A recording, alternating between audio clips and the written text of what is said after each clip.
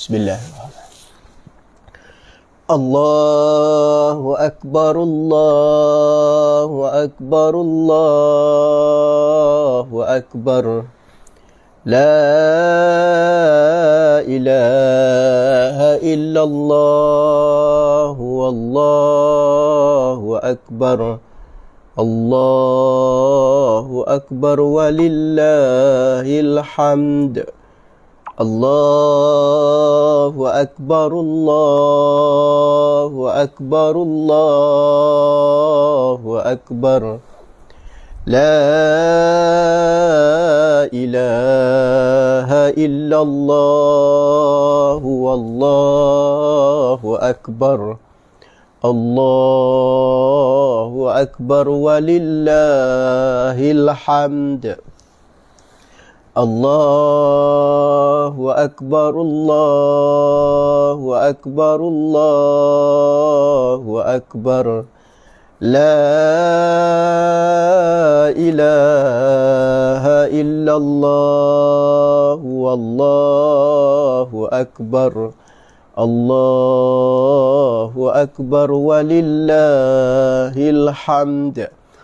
Allahu Akbar, Allahu Akbar, Allahu Akbar. Allahu Akbar kabiran walhamdulillahi katsira wa subhanallahi bukratan wa asila. La ilaha illallah wa la na'budu illa iyyahu mukhlisina lahuddin walau karihal kafirun. La ilaha illallah wahdah sadaqa wa'dah wa nasara 'abdah wa a'azza jundahu wa hazamal ahzaba wahdah. La ilaha illallah wallahu akbar. Allahu Akbar walillahil hamd. Allahu Akbar, Allahu Akbar, Allahu Akbar. La ilaha illallah, wallahu akbar. Allahu Akbar walillahil hamd. Alhamdulillah. Assalamualaikum warahmatullahi wabarakatuh. Alhamdulillahi rabbil alamin. Wassalatu wassalam ala rasulillah wa ala alihi wa ashabihi ajma'in. Subhanaka la ilma lana illa ma 'allamtana innaka antal alimul hakim. Qala rabbi shrah li sadri wa yassir li amri wahlul 'uqdatam min lisani yafqahu qawli. Allahumma rabbana iftah bainana wa baina qaumina bil haqqi wa anta khairul fatihin. Allahumma arina haqqan haqqan warzuqna ittiba'ah wa arinal batilan batilan warzuqna jatinabah. Allahumma salli ala Sayyidina Muhammadin al-Fatihi lima ughliq wal khatimi lima sabaqa nasiril haqqi bil haqqi wal hadi ila siratikal mustaqim wa ala alihi haqqa qadrihi wa miqdarihil azim. Amma ba'd. Alhamdulillah, kita merafakkan kesyukuran kehadrat Allah Subhanahu wa ta'ala. Dengan izin dan inayahnya pada pagi ini kita berada pada hari Sayyidul Ayyam, ataupun kita berada pada hari Jumaat. Maka saya mengajak tuan-tuan, para hadirin sekalian, marilah sama-sama kita memperbanyakkan salam dan selawat kepada kekasih kita Rasulullah sallallahu alaihi wasallam. Mudah-mudahan dan memperolehi ganjaran pahala di sisi Allah Subhanahu wa taala. Mudah-mudahan juga kita diberi oleh Allah Subhanahu wa taala sebaik-baik tempat di dalam syurga, insya-Allah. Daripada asbab kita berperbanyakkan selawat kepada kekasih kita Rasulullah sallallahu alaihi wasallam. Alhamdulillah, pada pagi ini kita masih berada pada bulan Zulhijjah. Ia disebut pada 11 Zulhijjah ataupun yang disebut hari Tasyrik. Hari yang mana kita masih disunatkan untuk bertakbir. Dan kita juga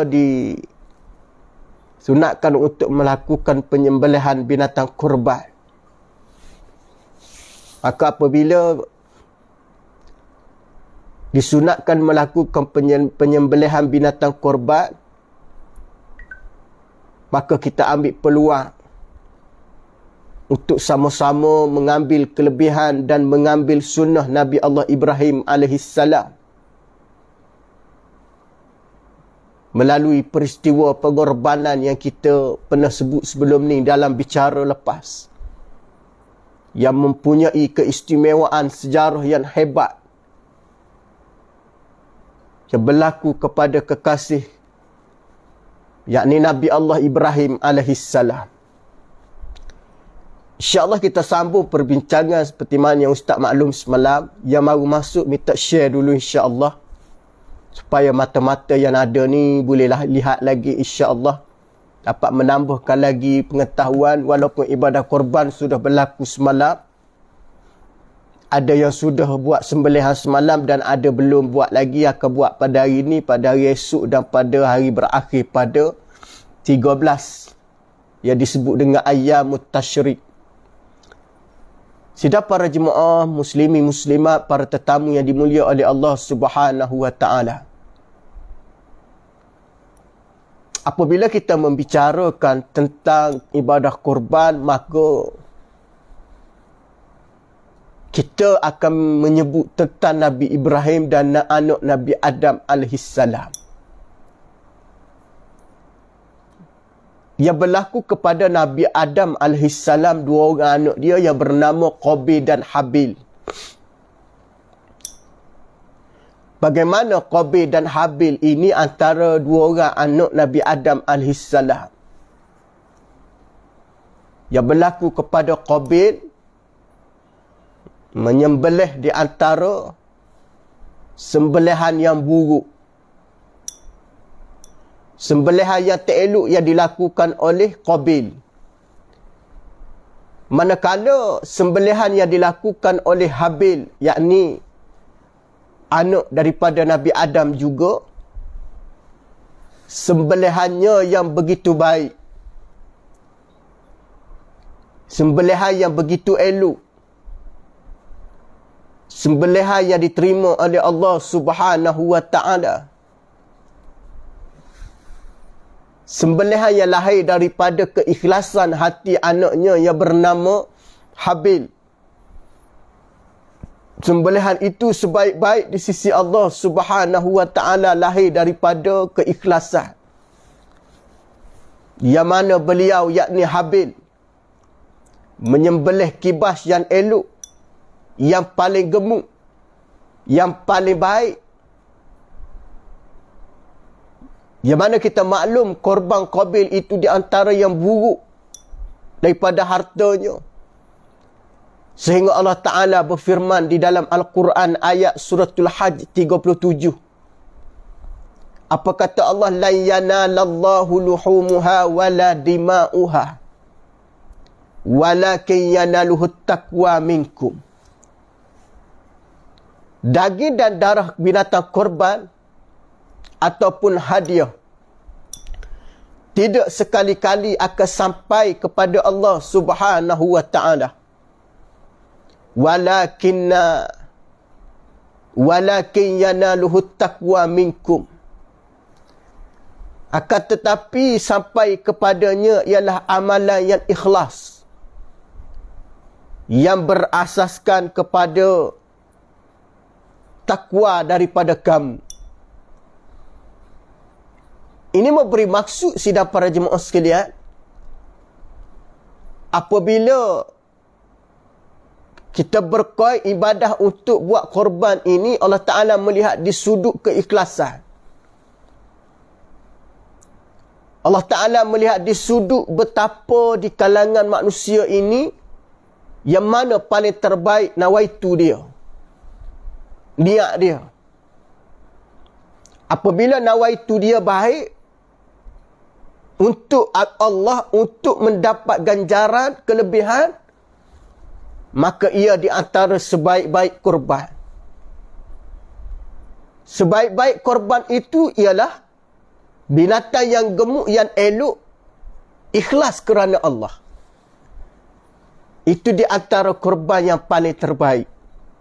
Seperti mana yang berlaku kepada Habil, anak kepada Nabi Adam AS, yang mengorbankan binatang, yakni kibas, dengan begitu baik dan elok yang gemuk. Begitu juga tuan-tuan, apabila kita membicarakan di dalam fiqh ibadah korban, maka ustaz nak mengambil masa yang ada pada pagi ini insya-Allah mengenai hukum ibadah korban. Nanti akhir Zakir boleh cuba kumpul soalan, selepas ni insya-Allah ustaz akan jawab jika mampu beberapa soalan. Hukum ibadah korban di dalam mazhab Syafi'i kita adalah sunat muakkad. Apa dia? Sunat muakkad. Apa makna sunat muakkad? Sunat muakkad ialah sunat yang sangat-sangat dituntut. Apabila kita membicarakan dengan sunat muakkad sangat-sangat dituntut, maka dinisbah kepada ganjaran ia besar. Nisbah kepada kelebihan dia adalah besar. Maka apabila nak memahami sunat muakkad ni tuan-tuan, jika kita mampu kita tak buat, maka ia mendatangkan kerugian. Mampu tapi tak buat, sunat muakkad mampu tak buat, maka ia jadi kerugian. Bukan tak dapat apa-apa tuan-tuan, ramai orang kata tak buat tak dapat apa-apa. Di sudut orang panggil apa dia? Kebenaran tentang sunat tersebut ialah bila mana mampu tapi tak buat, maka rugi. Ibaratnya kita mampu untuk makan makanan yang elok sikit, yang sedap, yang lazat, tapi kita tak makan. Kebetulan makanan tu orang hidang. Rugi tak rugi tuan-tuan? Rugi. Maka kawan kita kata, rugi Syekh entah tak makan, sedap Syekh Hana makan. Kerana berkait dengan benda yang sunat. Nak makan pun tak apa, tak nak makan pun tak apa. Tapi apabila dihidangkan makanan yang sedap, lazat, kita tak makan. Maka kita pun, kawan-kawan kita kata, rugi entah Syekh tak makan, sedap tu. Ana siap tambah lagi. Maknanya, sunat muakkad pun sama juga, rugi kalau kita tak buat. Sedangkan keupayaan kita ada. Nampak? Di segi apa dia? Kelayakan kita ada. Cuma terkadang ni tuan-tuan, para hadirin sekalian, mungkin ada sebilangan di kalangan kita hanya sekadar melihat sunat muakkad itu sebagai sunat biasa je. Tapi dia tak tengok yang muakkad tadi, yang dituntut tadi, yang disebut dengan keistimewaannya luar biasa, ganjarannya luar biasa. Kerana korban ini ada di dalam Zulhijjah sahaja. Itu pun masa yang terhad selama 4 hari. Yang bermula semalam 10, 11, 12, 13. Akan berakhir pada hari Tasyrik 13. Sehingga kan istimewa dia ni tuan-tuan. gugur segala kelebihan amalan puasa pada hari tersebut. Kalau kita kan tahu hari yang diharamkan kita berpuasa, sama ada puasa tu puasa qada ataupun puasa sunat. Antaranya 10 Zulhijjah kita tidak boleh berpuasa. 11 Zulhijjah tak boleh berpuasa. 12 Zulhijjah tak boleh berpuasa. 13 Zulhijjah pun tak boleh berpuasa. Faham daripada apa yang dimaksudkan ini? Kelebihan di bulan ataupun pada hari tasyrik ni ialah melakukan ibadah korban. Kelebihan dia. Kita tahu puasa ni besar ganjaran dia kan. Puasa ni besar ganjaran dia. Tapi bila mana kita ni melakukan di bulan ini, maka yang paling terbaik ialah melakukan ibadah korban. Nampak? Ini yang kita kena faham sidang para jemaah sekalian. Baik, ada satu soalan. Sahabat saya ni, Nur Abdullah, nanti insya-Allah kita akan jawab lepas ni. Yang kedua,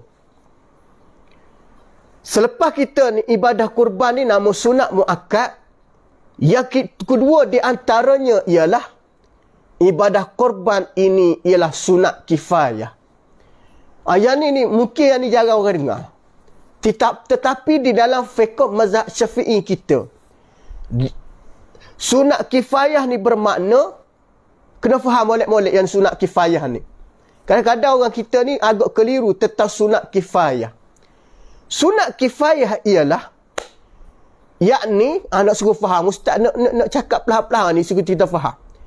Sunat kifayah ialah, sekiranya isi rumah, yakni isi rumah ni kita faham lah. Isi rumah lebih daripada seorang dan mereka di bawah tanggungan wajib. Contohnya, isi rumah dan jumlah tanggungan lebih daripada seorang. Wajib salah seorang dari mereka, maka jika tidak dilakukan oleh salah seorang di kalangan mereka, maka mukallaf, maka gugurlah tuntutan daripada yang lain melakukan ataupun melakukan ibadah. Contoh, keluarga isi rumah ni, keluarga suami, isteri, anak 5 orang. Jadi 7. Suami, isteri, anak 5 orang. Jadi 7. Semua duduk dalam keluarga. Maka salah seorang buat. Siapa buat? Suami. Suami buat, maka tu dinamakan sunat kifayah. Walaupun tak buat semua pun tak apa. Kifayah ni bermakna, sebahagian buat, terlepas dosa orang lain. Kalau kita tengok di sudut makna kifayah lah, terlepas tanggungan orang lain. Contohnya, fardu kifayah. Apa fardu kifayah? Menyembayangkan ataupun jenazah. Atas jenazah itu menjadi fardu kifayah. Bila mana sebahagian lain buat, terlepas semua. Ustaz buat contoh. Akhir Zakir di kawasan Surau An-Nur, Seksyen 20. Kapasiti jemaah Seksyen 20, 1,000 orang. 1,000 orang penduduk Muslim. Tiba-tiba meninggal seorang jemaah.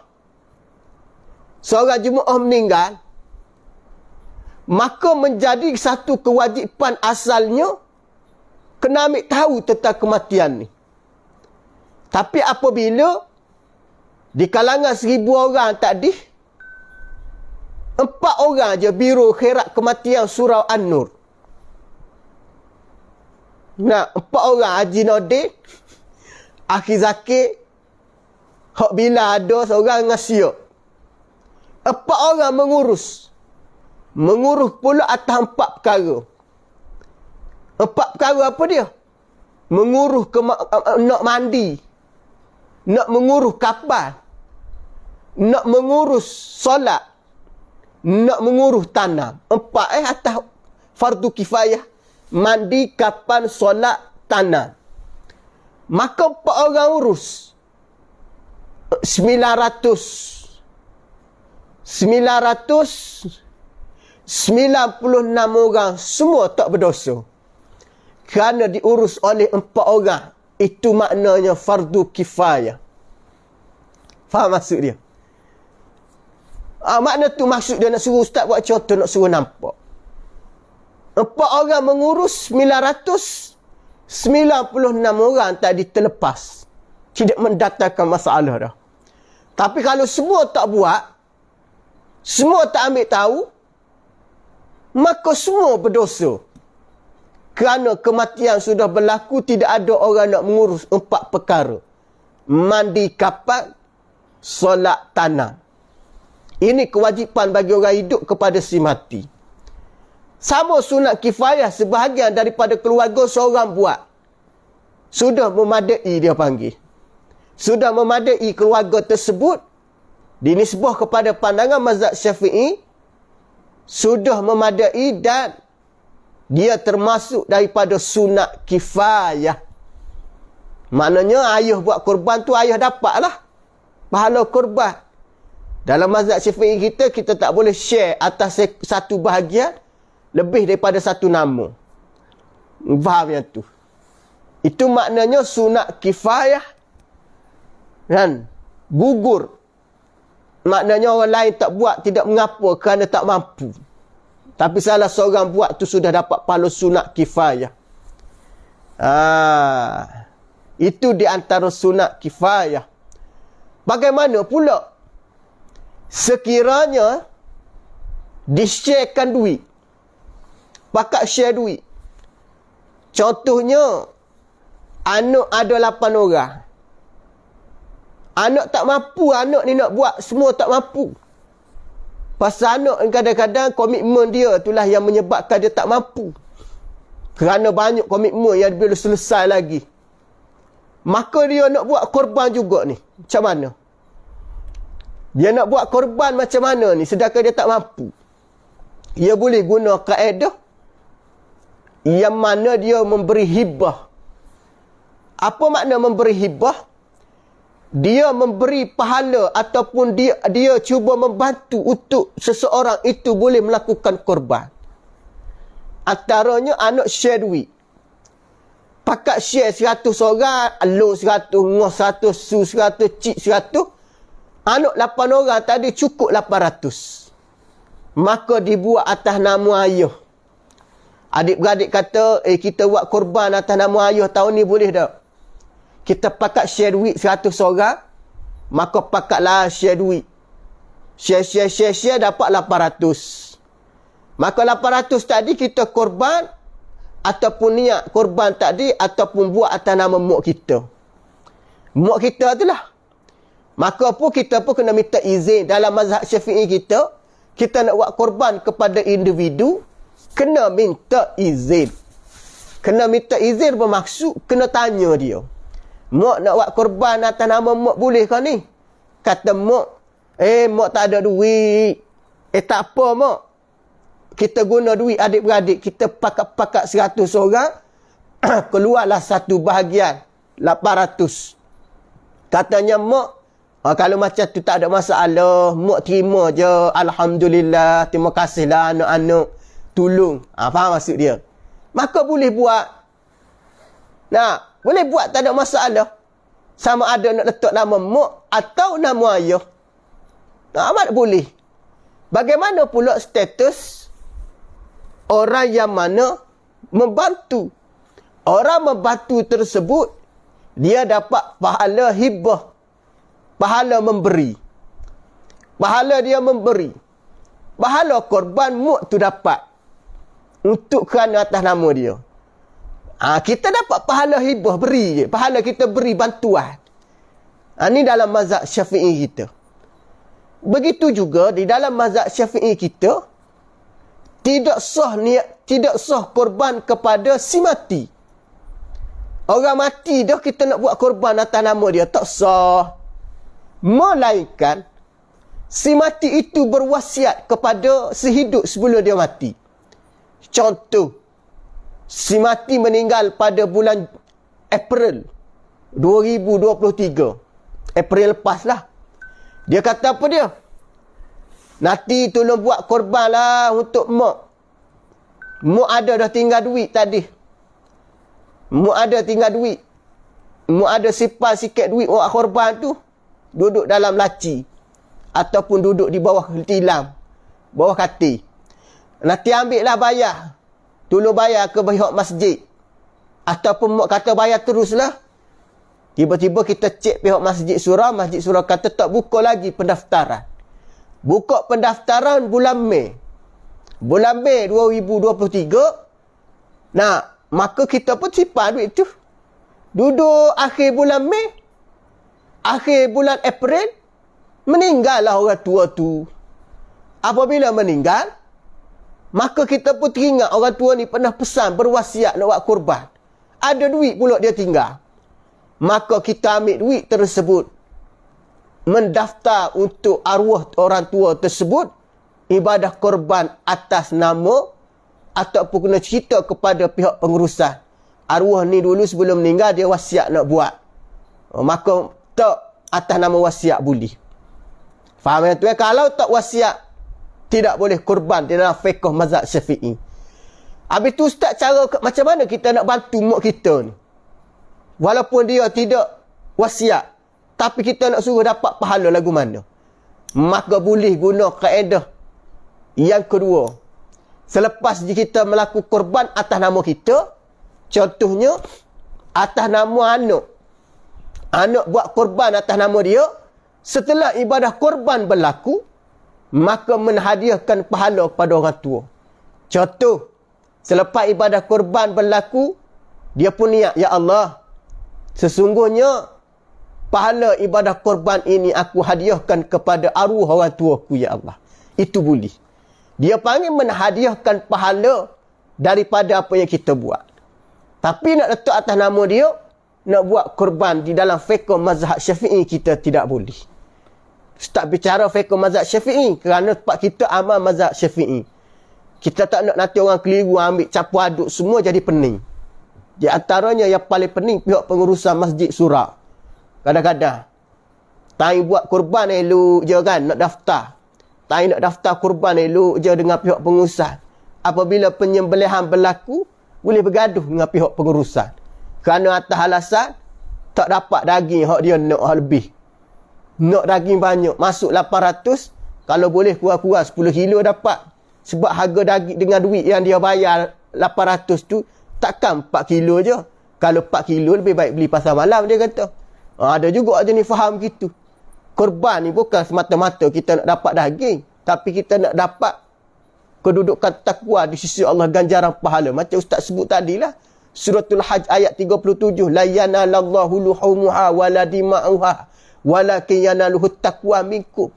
Sesekali Allah Ta'ala tak sampai pada Allah darah daging semua tu, sekadar tumpah je. Walakin yanaluhu taqwa minkum, akan tetapi sampai pada Allah keikhlasan, ketakwaan kita. Jangan kita masuk 800 tu ibarat macam kita beli 800 daging pasar malam. Tidak. Itu daging urus niaga, tuan-tuan. Urus niaga dengan manusia. RM50 sekilo, 100 2 kilo. 4 kilo baru 200. Ibadah korban masuk 800, dapat 4 kilo je peserta. Alangkah ruginya, kata dia. Lebih baik tak payah masuk, simpan duit tu. Baik. Yang ketiga, korban yang menjadi satu, ataupun dia kata tidak menjadi satu tuntutan. Tidak disunatkan orang ni berkorban. Bahkan menjadi satu larangan. Antaranya ialah dia tidak mampu untuk melakukan korban kerana atas komitmen dia yang belum selesai. Antaranya ialah dengan sebab dia buat korban, menimba ataupun menyebabkan terganggu komitmen dia selepas daripada tu. Komitmen apa dia? Nak bayar sewa rumah, nak bayar installment tu, nak bayar bil tu, bil ni dan sebagainya. Itu menjadi satu kewajipan, keperluan. Bayar sewa rumah, kalau duduk rumah sewa nak bayar sewa rumah. Kalau ada kereta nak bayar kereta. Kalau ada anak sekolah nak bayar anak sekolah. Itu namanya keperluan wajib, komitmen wajib, nafkah wajib. Ada orang duk faham nafkah ni nafkah batin. Orang nafkah dengan isteri duk nampak hak batin tu je. Tu kan ada terlebih pula hak batinnya lah. Orang tak tahu nafkah yang wajib ialah nafkah yang di segi zahir nampak. Menyediakan tempat isteri, menyediakan makanan untuk isteri, menyediakan ubat-ubatan untuk isteri sekiranya ia tidak sihat, menyediakan keperluan untuk anak-anak di bawah komitmen penjagaan kita, tu wajib tu. Jadi apabila kita tak ada duit, maka tidak disunatkan untuk kita buat korban kerana kita tidak mampu. Maka menjadi keutamaan untuk kita melunaskan komitmen dulu. Jangan sampai kita buat korban 800 sehingga rumah sewa kita dihalau keluar. Sehingga kita diberi warning oleh pihak-pihak yang kita berhutang. Ini menjadi satu masalah. Kerana kita faham korban itu sunat, menjaga ataupun memberi komitmen itu ataupun menjaga hak penjagaan orang di bawah tanggungan kita itu wajib. Kemanakala apabila wajib, maka kita tak boleh nak mengambil mudah. Dengan erti kata orang lain buat korban, kita nak buat juga. Tapi kita tidak ada keupayaan untuk buat korban atas faktor komitmen-komitmen kita yang belum selesai. Sama juga, orang yang tidak sunat buat korban bila mana hutang dia dengan individu yang mampu dia bayar tapi tak bayar. Dia mampu bayar, tapi dia tak bayar, tuan-tuan. Hutang bukan banyak pun. RM50, RM100 je. Maka dahulukan hutang RM100 dulu. Korban jangan buat lagi. Sekiranya dia bayar hutang, contohnya 800 korban, hutang dia ada 200. Nah, hutang dia ada 200. Maka dia kena selesai hutang dulu 200 tersebut. Kerana apa dia, tuan-tuan? Kita kena faham. Hutang dengan orang ni wajib bayar. Kerana kita tahu orang yang mana layak menerima ataupun termasuk golongan asnaf, orang miskin, orang yang tak wajib korban, antaranya orang yang tidak ada bekalan makanan pada malam raya dan hari-hari tasyrik. Malam 10 Zulhijjah tu tak ada makanan, esok tak ada makanan, 11, 12, 13 Zulhijjah pun tak ada makanan. Maka orang ni atas diri dia tak wajib korban. Kerana apa dia? Kerana orang tak bayar hutang dia. Kerana orang tak bayar hutang dia, maka dia masuk kategori orang yang tak layak. Bahkan tidak menjadi sunat pun bagi dia. Tak. Sunat bagi dia ni, apa dia? Orang lain ni cuba membantu dia macam mana supaya dia keluar daripada masalah di kemiskinan dia dengan erti kata bantuan tidak diterima, hutang tak bayar. Kena bayar hutang dia. Tu kita kena faham molek lah. Maknanya tak boleh. Jangan kita memandang mudah. Ada setengah di kalangan kita ni, tuan-tuan, kadang-kadang tu ustaz selalu ingat di mana kuliah masjid surau. Dahulukan yang wajib. Dahulukan yang fardu bagi kita. Kefarduan, kewajipan. Antaranya ialah dahulukan hutang piutang dulu. Terutamanya hutang piutang yang mampu kita bayar secara lunas, secara cash. Hutang installment bank tu lain lah.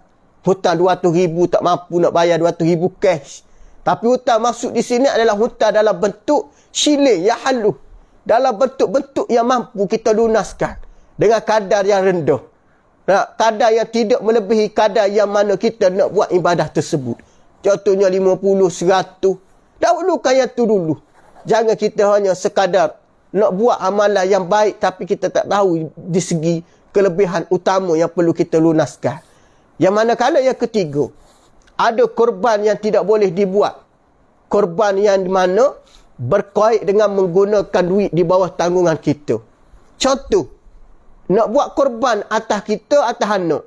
Ambil duit simpanan anak. Anak umur berapa tahun? Anak umur 6 tahun, 7 tahun.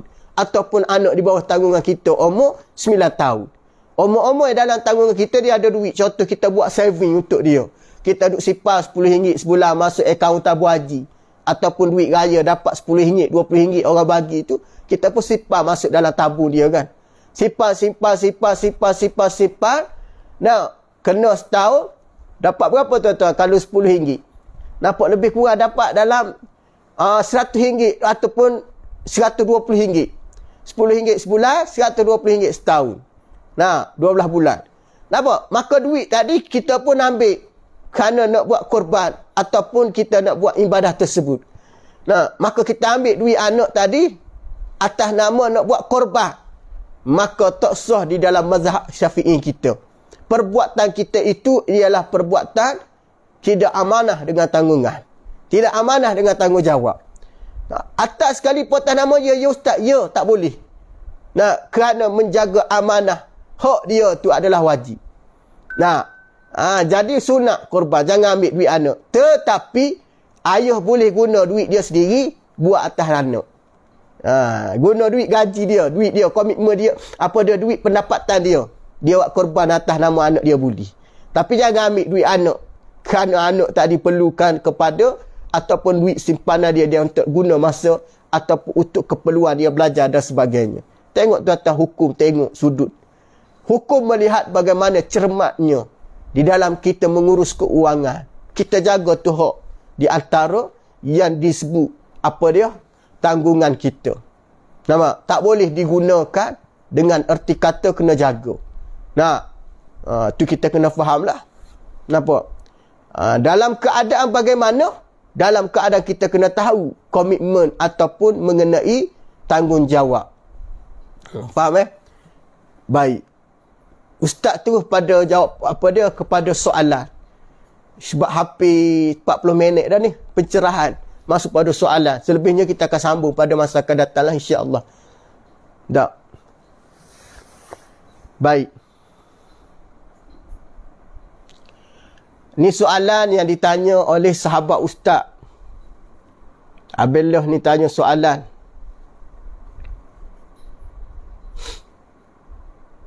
Dia tanya apa ni? Bolehkah daging korban dibawa keluar dari mukim?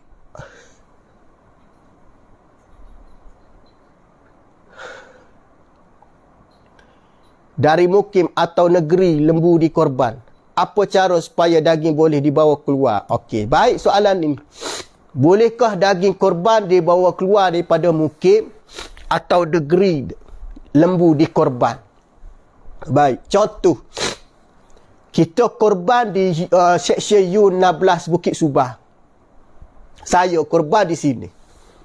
Kita kena tahu afdal. Pertama kita kena tahu afdal dia dulu. Boleh tak boleh, kita tengok dulu afdal dia dulu. Baru kita jawab boleh tak boleh. Afdal korban pertama. Afdal korban tempat yang kita ataupun tempat yang kita duduk. Afdal. Kenapa afdal tempat kita duduk? Pertama, kita tengok binatang korban kita. Kita tengok binatang korban kita. Yang kedua, kita sembelih binatang korban kita. Yang ketiga, kita bahagikan daging korban yang kita masuk. Agihkan kepada fakir miskin. Itu maknanya afdal. Tak? Tapi kalau afdal lagi, kita sendiri beli lembu. Ini afdal lah ni. Tak? Jadi, apabila afdal, maka kita tahu. Afdal juga kita bagi kepada kawasan yang kita korban. Contohnya kalau kita korban di Bukit Subang, kita afdal bagi daging itu kepada fakir miskin Bukit Subang dahulu. Nak sudut afdal lah ni. Afdal maknanya disebut dengan kelebihan bagi kepada setempat tu dulu. Maknanya kalau kita kata kita sembelih di Bukit Subang, pastikan fakir miskin Bukit Subang kita bagi dulu, yakni kita selesaikan dulu hak dia. Sekiranya fakir miskin di Bukit Subang dah tak ada, kebetulan kita ada kenal fakir miskin di luar Bukit Subang yang duduk pada mukim lain. Contohnya duduk di kawasan Bandar Baru, Sungai Buloh. Kebetulan kita kenal ada fakir miskin yang betul-betul susah. Maka boleh bawa daging itu keluar kerana atas nama nak membantu miskin lain di tempat lain. Kerana di Bukit Subang ni dah selesai dah yang betul-betul miskin. Sekiranya belum selesailah setempat tu dulu. Itu pun dibagi dengan kadar sama rata yang boleh semua dapat rasa. Jangan bagi seorang terlalu banyak sehingga orang lain tak dapat. Itu di antara yang disebut kelebihan ataupun afdal. Apa cara semua daging dibawa keluar? Cara dia tadi lah. Apabila dah sini tak ada dah, boleh dibawa. Apabila sini ada, tidak afdal.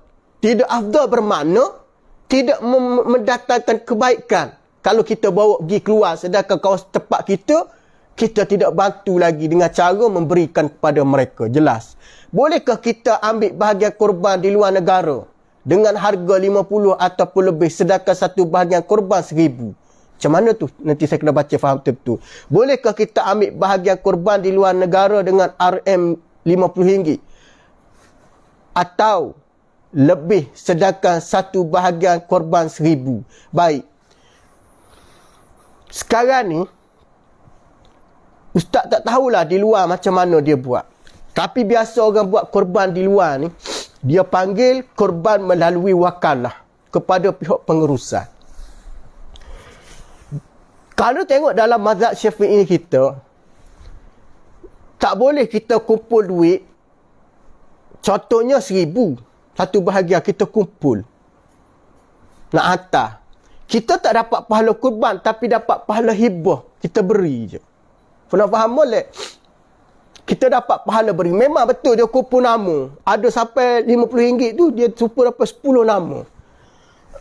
Ataupun 20 nama. Di segi fadilat dia, dalam mazhab Syafi'i kita, kalau ikut, tak boleh buat korban kalau orang combine nama ni, 10 orang, RM50 seorang. Nak cukupkan tak boleh. Atas nama seorang je. Mungkin dia guna kaedah, kita bantu kepada luar untuk nak menjayakan ibadah korban. Mungkin dia guna kaedah tu. Di sudut pahala korban kita tak dapat, tapi dapat pahala hibah kita beri untuk menjayakan korban. Berbeza. Kita buat korban dengan nama kita, dengan bayaran kita cukup satu bahagian. Dengan kita beri untuk mencukupkan satu bahagian. Kita beri bermakna dalam bentuk hibah. Lain pahala dia, ganjaran dia. Tu jelas lah tu, insya-Allah. Sebab Ustaz tahulah faham ni, abalah masuk ni, ada orang buat macam tu. Ustaz pernah tanya sahabat-sahabat buat di luar, memandangkan orang tak mampu, tapi kita cuba nak bantu golongan sana, macam mana dalam kaedah dia, cuba tak duit. Korban tu berlaku. Korban berlaku, penyembelihan tu. Tapi di sudut ganjaran pahala tu, kita tak dapat pahala korban. Kita nama pahala, hibah kita beri. Kita beri bantuan untuk menjayakan ibadah korban. Jadi pihak pengurusan kena clear betul. Atas nama siapa dia buat? Atas nama siapa dia yang dia buat? Mungkin kalau dia bawa bahagian ni, bawa ni, contohnya share-share daripada Malaysia bawa pergi Kemboja. Dia buat atas nama orang susah di Kemboja, tak ada masalah. Tapi kena maklum lah kepada orang yang share duit ni. Kita buat korban di sana kepada orang sana. Makna mungkin dia cari fakir miskin ataupun dia cari orang sana dalam kuantiti dia bawa bahagian tadi, dia letak nama. Contohnya orang Kemboja nama A bin B contoh. Dia tak nama sana. Mungkin ada juga cara macam tu. Dia korban, dia bawa bahagian sini, bawa hibah sini, bantuan sini, lebihan ataupun pemberian sini. Dia bawa dia longot pemberian tadi 10 orang. Kalau 50 lebih kurang berapa? 100, 200, 300, 400, 500. Contohnya RM50 share 10 orang dapat 500. 500 dia bawa tadi, dia pergi buat atas nama orang Kemboja sana. Bagi kepada dia bahagian korban atas nama dia. Tapi dibantu duit tadi oleh siapa? Hibah melalui orang Malaysia. Share RM10, RM20 dan sebagainya. Itu namanya apa dia? Dapat pahala hibah pemberian. Tapi pahala korban dapat pada ni lah. Dalam tu pun ada juga kaedah tu boleh buat. Bukan tak boleh buat, boleh. Tapi dia nama apa dia? Pahala yang disebut pemberian sahaja. Pahala korban kita tak dapat lah. Pahala korban ni dia dapat melalui kita menyertai ibadah korban tersebut. Boleh insya-Allah. Ada lagi soalan? Kalau ada soalan insya-Allah kita boleh jawab. Baik, nak tengok di WhatsApp ada. Soalan daripada Surau Seremban daripada Asma Zuraida. Baik. Saya nak tahu Ustaz, macam mana cara pembahagian daging kurban itu? Baik. Sebab setengah tempat dia tak bagi semua. Contohnya yang dia tak bagi semua tadi ialah giabok. Barang mahal ni giabok ni. Giabok, ekor dan barang dalam. Perut. Cuba Ustaz huraikan sikit. Okey, baik. Ini biasa berlaku ni. Itu kadang-kadang pihak surau dia buat wakalah. Apa makna wakalah? Wakil. Pihak peserta beri wakil kepada pihak pengurusan. Pihak pengurusan pula menerima wakil daripada peserta. Baik. Wakalah ni adalah satu kaedah cara untuk supaya korban ni berlaku dengan keadaan baik. Yang pertama, Wakalah ni juga kerana supaya pastikan korban ini dalam perjalanannya begitu ataupun dalam keadaan licin. Nah, tu yang kedua. Wakalah juga adalah membantu orang-orang yang tidak ada keupayaan untuk mengurus. Itu di antara wakalah lah. Tapi dalam soal mendapat bahagian tersebut tu kita kena tahu. Asalnya kita kena tahu gini daging korban afdal kita bagi. Bagi semua daging afdal. Daging korban afdal kita bagi semua pada orang. Nah, bagi semua pada fakir miskin. Afdal, terbaik macam tu. Tapi Nabi SAW kata, dalam satu hadis, sunat kita bermakan sedikit dengan kadar. Dengan kadar. Sunat makan sedikit dengan kadar, memasukkan tangan dalam genggaman, dalam tepat daging tadi. Contohnya, kita masuk tangan dalam besen daging, seluk tangan, angkat. Itu sunat bagi kita. Jangan angkat letak. Angkat Allah daging, letak balik, angkat, letak balik. Bukan macam tu. Masuk sekali, angkat, makan. Maknanya, tu hak kita sunat. Faham maksud dia? Jadi tak timbul soal perlu apa tu, tak timbul lagi. Kenapa dia? Tu afdal Ustaz sebut. Afdal kita bagi semua pada fakir miskin. Afdal bagi semua. Yang kedua, sunat kita makan. Maknanya nak sunat makan juga. Dengan cara macam mana? Mengambil dengan kadar, masuk tangan segenggam, tarik, makan. Itulah hak kita. Hak lain kita sedekah semua. Kita hadiah semua. Afdal. Gitu. Tapi, ada benda-benda yang sunat kita makan. Antaranya apa dia? Sunat kita makan antaranya hati. Sunat kita makan. Tapi kalaulah kita berhajat. Tak salah kita berhajat ni. Contoh. Kita bagi tahu kepada pihak pengurusan. Saya nak tulang, saya nak barang dalam sikit boleh tak? Kita kena cerita. Terkadang tuan-tuan, kan? Pihak pengurusan telah minta. Boleh tak daging-daging ni lepas kita bagi kepada fakir miskin 1/3 tu kan, 1/3 pada fakir miskin dah selesai dah, maknanya dah settle dah. Maka pihak pengurusan ambil. Kita tak boleh bagi pada fakir miskin tulang sahaja, tak boleh. Kita tak boleh bagi perut sahaja, tak boleh, tak sempurna. Dia kena bagi daging sempurna. Jangan duk bagi tulang saja, korang susah. Sian dia. Dah lah dia tak ada gigi, makan tulang saja. Bagi daging elok pada dia. Kita ni, masuklah tulang-tulang, masuklah kulit-kulit, perut tadi masuk pakat makan ramai-ramai. Boleh, tak ada masalah. Peserta nak kena pergi minta. Asalnya pihak pengusaha dia bagi. Tapi menyebabkan benda-benda ni payah orang nak mengurus. Kepala satu je nak belah 7. Macam mana? Jadi ada setengah pihak surah, dia menggunakan kaedah mengupuh orang dengan duit untuk nak clearkan barang-barang tadi. Untuk dia bagi. Sekiranya peserta tak nak, peserta kata tak apalah, terpulang pada pihak pengusaha nak buat macam mana ni. Sama ada pihak pengusaha nak cuba bersihkan, nak belah-belah, nak bagi pada fakir miskin, ataupun nak masuk, nak cuba nak makan ramai-ramai, contoh. Sedangkan yang wajib tu dah bagi dah.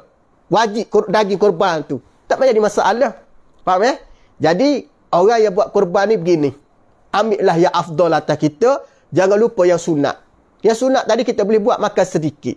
Tak timbul soalan kita hari ni, tak boleh tu, tak boleh ni, menyebabkan kita hilang keikhlasan. Hilang keikhlasan tu kita bimbang. Tak dapat kelebihan ataupun tak dapat ganjaran yang besar di sisi Allah dalam sudut ganjaran korban. Kerana telah ada sifat-sifat tidak ikhlas di kalangan kita dan menyebabkan kekeruhan yang berlaku. Ustaz ulang sekali lagi. Jangan menimbulkan kekeruhan di sebalik ketidakpuasan kita di dalam menerima daging. Apabila timbul kekeruhan itu atau menyebabkan apa akan berlaku, akan berlaku silaturahim kita bermasalah. Apabila silaturahim kita bermasalah, menyebabkan kita tidak bertegur sapa, tu yang kita paling bimbang. Menyebabkan kita main fikir, lepas ni aku tak nak dah buat korban kat kawasan perumahan. Pihak pengusaha buat kerja macam ni, tak puas hati. Ada je tak puas hati. Tu apabila tidak berlaku tak puas hati akan menimbulkan masalah akan timbul. Boleh Alhamdulillah, terima kasih Ustaz atas perkongsian ilmu bermanfaat. Terima kasih juga kepada Puan Asma Zuraida ni. Baik, ada lagi soalan? Surah An-Nur ni dulu Ustaz selalu pergi juga Seremban. Sebab lama dah tak pergi. Agak jauh sikit kan. Biasa Cik Zu jemput. Antara surah yang aktif di Bandar Seremban Selatan. Surah An-Nur fasa 3A ni. Aktif surah dia. Okey, ada lagi soalan? Terima kasih Akhi Zakir atas pertanyaan, atas perkongsian ataupun sharing pada pagi ni. Terima kasih kepada sahabat Ustaz Nur Abdullah Abdullah sendiri yang tanya soalan. Dan sahabat-sahabat lain lah. InsyaAllah mudah-mudahan apa yang Ustaz kongsi pada pagi ni memberi kebaikan. Mudah-mudahan dia akan juga memberi kefahaman pada kita untuk terus memperkasakan kita dalam menuntut ilmu, memperkasakan dalam kita beramal dalam bulan Zulhijjah ni, insya-Allah mudah-mudahan kita dapat ganjaran pahala. Baik, ada lagi soalan Akhi Zaki? Kalau tak ada soalan, insya-Allah kita boleh berhenti dulu sekadar tu pada pagi ni, insya-Allah. Ustaz rasa dah hampir sejam dah kita berbicara ataupun meneruskan pengajian pada pagi ni, hampir sejam dah, insya-Allah. Mudah faham. Terima kasih Ustaz, mudah faham. Cikgu Din daripada Bandar Saujana Putra. Bila cikgu masjid kita nak siap tu? Masjid kita nak siap bila tu? Tak sabar nak pergi nak kuliah masjid baru Bandar Saujana Putra. InsyaAllah Cikgu Din orang kuat ni. Cikgu Din raya sini kau balik Kelantan Cikgu Din. Antara orang kuat ni Bandar Saujana Putra, surah Ikhlas, surah Jumaat. Terima kasih Cikgu Din. Terima kasih asal share link pada pagi ni. Baik. Terima kasih tuan-tuan semua yang menonton di beberapa link. Antaranya surah An-Nur Bandar Seremban Selatan. Terima kasih Akhi Zakir. Surah An-Nur section 20. Dan dalam page Zoom kuliah yang sudi bersama pada pagi ni. InsyaAllah Ustaz, sebulan lagi kot raya sini Ustaz. Alhamdulillah sebulan lagi maknanya bulan Julai lah. InsyaAllah. InsyaAllah mudah-mudahan sepatlah Ustaz kuliah maghrib situ, insya-Allah. Boleh tazkirah Jumaat, insya-Allah, di masjid baru. Tengok dah siap dah tu Cikgu Din dah. Tengok luar tu nampak landscape pun dah okey, dah cantik molek tu. Parking luas, Allahu Rabbi. Selesa tu. Nampak di Masjid Bandar Saujana Putra tu besar. Selesa, parking luas. Mudah-mudahan besar pahala penginfak Cikgu Din dah. Pahala orang wakaf. Begitu juga dengan pihak pengusaha diberi kekuatan, menggalas tanggungjawab yang besar. Membina masjid ni, Masya Allah, tabarakallah. Ujian dia cukup besar. Ganjaran pun besar juga. Kalau kita tak ada kekuatan, payah. Kerana ini di antara dia panggil dia panggil keistimewaan yang Allah Ta'ala anugerahi kepada manusia. Dia boleh memikul bebanan yang orang lain kadang-kadang tak mampu. Antaranya adalah nak membina masjid rumah Allah. Allahu Rabbi, besarnya pahala. Mudah-mudahan Cikgu Din bersama ahli kuasa ni berjayalah untuk nak membuka masjid baru nanti, insya-Allah, dengan jayanya. Mudah-mudahan yang paling kita nak Cikgu Din ya kita nak semua sahabat masjid besar, masjid cantik, jemaah kita ramai. Yang tu kita paling nak. Biar imarah kan. Allah Ta'ala sebut innama ya'muru masajidallah man amana billahi wal yaumil akhir wa aqamas solah ila akhiril ayat. Ya kita nak supaya makmur tu. Insya-Allah saya yakin percaya Bandar Saujana Putra ramai insya-Allah akan pergi ke masjid baru nanti untuk sama-sama imarah. Keselesaan dia cukup-cukup. Ustaz tengok di segi luar tu Allah selesanya masjid dia besar ni. Insya-Allah selesa dengan keadaan infranya cukup, parkingnya tak ada masalah. Surah Ikhlas pun dah selesa, dah ramai dah jemaah dia.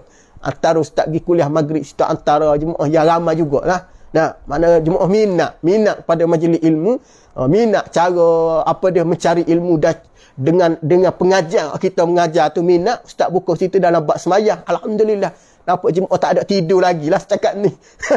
InsyaAllah, terima kasih semua Cikgu Din, bagi kisah semua AJK jemaah semua, insyaAllah ada rezeki kita jumpa. Begitu juga sahabat-sahabat semua yang bersama atas talian pada pagi ni. Mudah-mudahan kita semua diberkati, dirahmati oleh Allah Subhanahu Wa Taala, insya-Allah. Terima kasih kepada Haji Jamal surah surah pasal Jasmin, jelas atau tausiah. Alhamdulillah, masya-Allah, tabarakallah. Biasalah kita duduk kuliah masjid surah ni, kalau tak kuliah cuti lagi. Jadi paksa ambil peluang masa yang ada ni, kita isi dengan perkara manfaat lah, dengan ilmu, insya-Allah. Wallahu a'lam.